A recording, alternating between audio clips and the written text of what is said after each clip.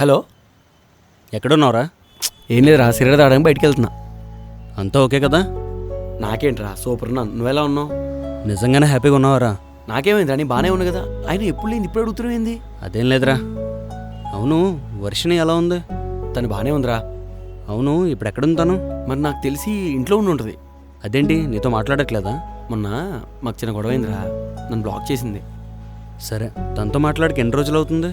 ఆ, ఒక 1 month అయి ఉంటుందిరా. అయినా ఎప్పుడు లేనిది మా గురించి కొత్తగా అడుగుతున్నావు ఏంటి? అది ఏమైందిరా? ఏం లేదురా, మామూలుగానే అడిగాను. రేయ్, మూసుకొని చెప్పరా. రేపు పొద్దున్న వర్షినికి పెళ్ళిరా.